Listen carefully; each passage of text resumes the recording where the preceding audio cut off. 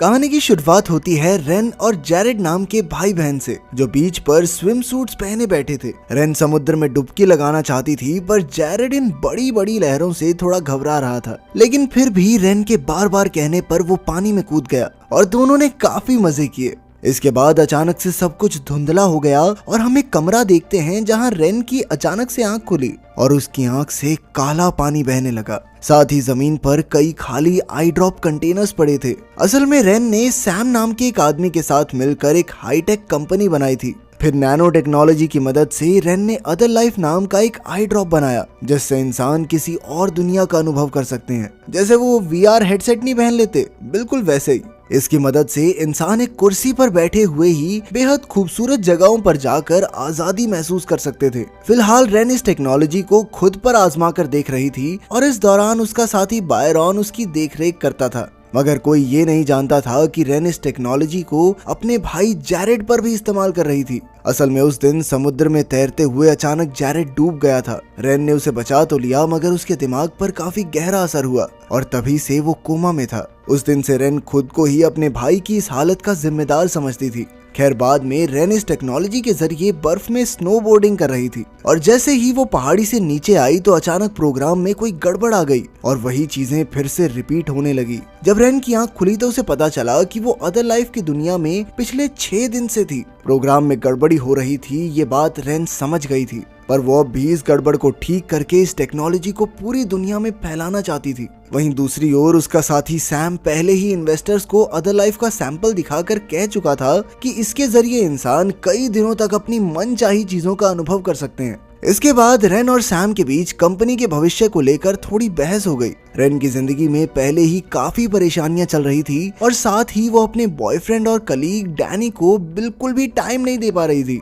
खैर, रात को रेन और बायरॉन ने मिलकर कोड में छुपी हुई गड़बड़ को ढूंढ निकाला और एक बार फिर नए वर्जन को आजमा कर देखा। अब तक रेन पूरे 482 बार इस टेक्नोलॉजी का टेस्ट कर चुकी थी। खैर, कुछ दिन बाद रेन ने हॉस्पिटल जाकर एक बार फिर अपने भाई पर इसका टेस्ट किया और इस बार एक पल के लिए जैरेड की आंख हिली। तब रेन को उम्मीद की एक किरण दिखाई दी, पर जब उसने डॉक्टर को इस बारे में बताया तो उसने कहा कि हाँ, तो कोमा वाले मरीज आंखों खिलाते रहते हैं, नॉर्मल बात है। फिर अगले दिन रेन अपने पिता से मिलने गई, जो कि कॉलेज में एक प्रोफेसर थे।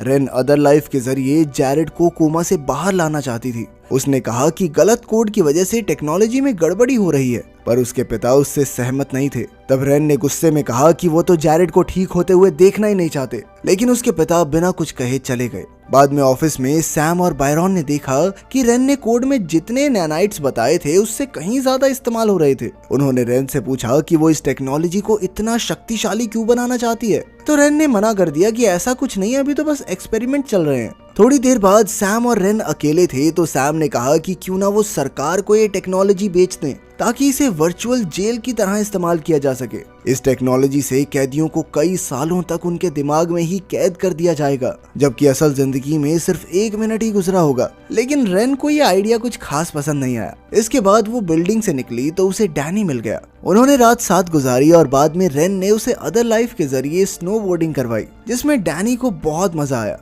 इसके बाद रेन तैयार होने चली गई और डैनी ने एक आई ड्रॉप अपनी आंख में डाल ली, मगर वो ये नहीं जानता था कि ये वाली आई ड्रॉप रेन ने खास जैरेड पर इस्तेमाल करने के लिए बनाई थी। अचानक डैनी को दौरे पड़ने लगे और रेन ने तुरंत एम्बुलेंस बुलाई, मगर बदकिस्मती से डैनी बच न सका। इसके बाद जब सैम को इसकी खबर मिली तो उसने गुस्से में रेन से पूछा कि आखिर उसने ऐसा कौन सा आई ड्रॉप तैयार किया था जिससे बेचारी डैनी की मौत ही हो गई। इस वक्त उनके बाकी सभी एक्सपीरियंसेस की आई ड्रॉप्स को सरकार की मान्यता मिल गई थी, मगर इस घटना की वजह से पूरे मीडिया में उनकी बदनामी हो गई। सरकार तो उनकी कंपनी बंद करने की फिराक में थी, मगर सैम इतनी जल्दी हार मानने वाला नहीं था। उसने अपने पैसे और नाम का इस्तेमाल करके सरकार से एक डील कर ली, जिसके मुताबिक सरकार उनके खिलाफ लगे आरोपों को वापस ले लेगी और इसके बदले रेन को 1 साल अदर लाइफ की वर्चुअल जेल में गुजारना होगा। जब रेन को इसका पता चला तो उसे बहुत गुस्सा आया, क्योंकि सैम ने उसे धोखा देकर उसके आइडिया को बेच दिया था। मगर अब कंपनी को बचाने के लिए कोई और चारा तो था नहीं,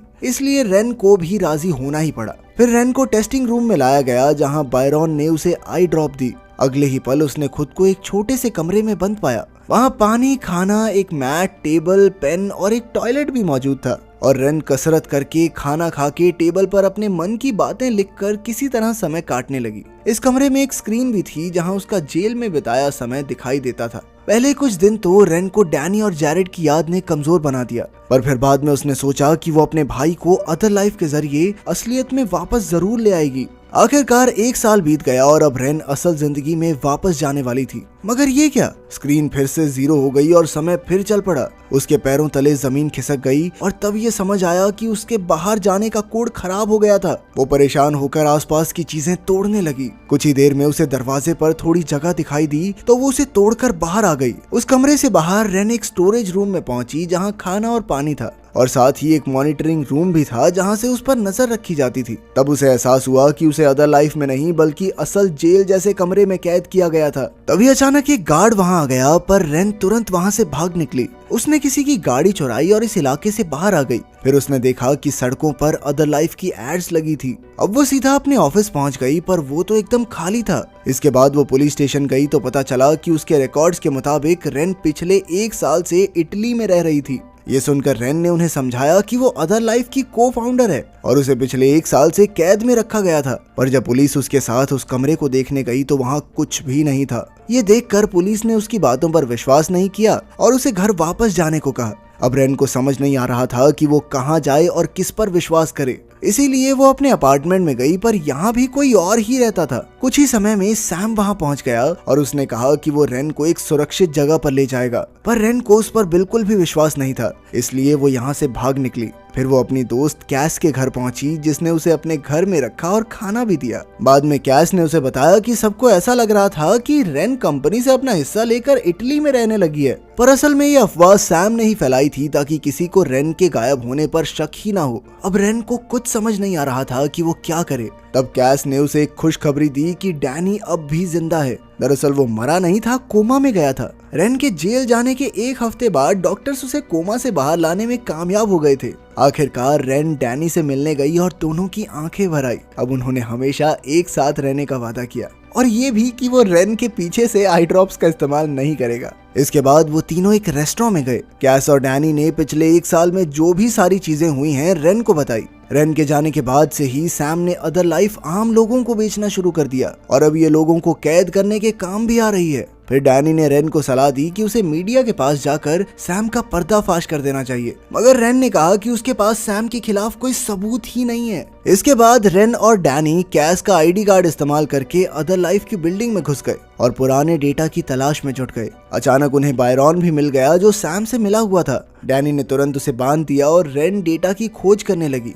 कुछ ही समय में उसने हार्ड ड्राइव ढूंढ निकाली, मगर तब तक बायरॉन सिक्योरिटी को अलर्ट कर चुका था। पर सिक्योरिटी के आने से पहले ही रेन और डैनी वहां से भाग निकले। इसके बाद वो गाड़ी में जा रहे थे तो रेन ने कहा कि उन्हें केमिकल बनाने के लिए प्रिंटर की जरूरत होगी, पर शहर के सभी अदर लाइफ ऑफिसेज में हाई अलर्ट था, इसीलिए वो वहां तो नहीं जा सकते। तभी अचानक रेन को याद आया कि उसने एक प्रिंटर जंगल में बने अपने पिता के घर पे रखा था, इसलिए वो तुरंत ही जंगल की ओर निकल पड़े। वहां जाकर उन्होंने देखा कि घर एकदम खाली था और रेन काम पर लग गई। उसने पूरी रात जागकर केमिकल बनाया और फिर बीच में ही सो गई। फिर अगली सुबह रेन के पिता घर आए तो रेन ने उन्हें सब सच बता दिया। इस बार उन्होंने भी रेन की मदद करने का फैसला किया। अब रेन दोगुने जोश के साथ काम पर जुट गई और थोड़े ही समय में उसने अदर लाइफ का एडवांस प्रोटोटाइप बना लिया। अब वो बिना समय गवाए हॉस्पिटल पहुंची और ये ड्रग अपने भाई को दिया। तभी मानो चमत्कार हो गया और जैरेड जाग उठा, जिससे रेन बेहद खुश हुई। पर तभी अचानक जैरेड को दौरे पड़ने लगे और जब मामला काफी बिगड़ गया तो रेन ने खुद ही प्लग निकालकर जैरेड को एक आसान मौत दे दी।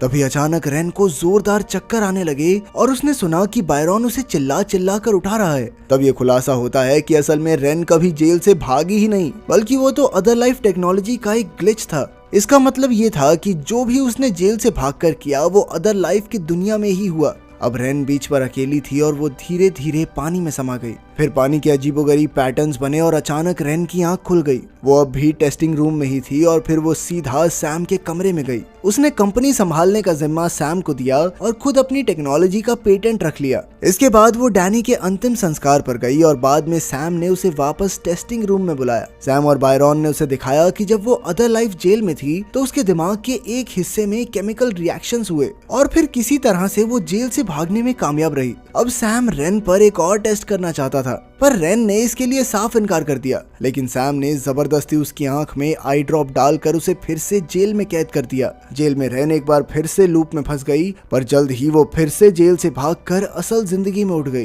पर इस बार वो किसी के काबू में आने वाली नहीं थी। उसने अपनी आंख से केमिकल निकाला और जबरदस्ती सैम की आंखों में डालकर उसे भी जेल में कैद कर दिया। तभी अचानक सिस्टम में गड़बड़ी हुई, जिससे सैम की जान पर आ बनी। पर रेन उसे पूरी सजा दिए बिना बाहर निकालने को राजी नहीं थी। आखिरकार सैम ने पूरा 1 साल उस जेल में बिताया और तब उसे एहसास हुआ कि रेन पर क्या बीती होगी। अंत में रेन अपने पिता के साथ हॉस्पिटल गई और जैरेड का लाइफ सपोर्ट प्लग निकाल दिया। फिर वो उसी बीच पर जा बैठी और अपने भाई के साथ बिताई यादों में खो गई। तो आप अपने भाई बहन से कितना प्यार करते हैं कमेंट्स में जरूर बताना। मिलते हैं अगली वीडियो में।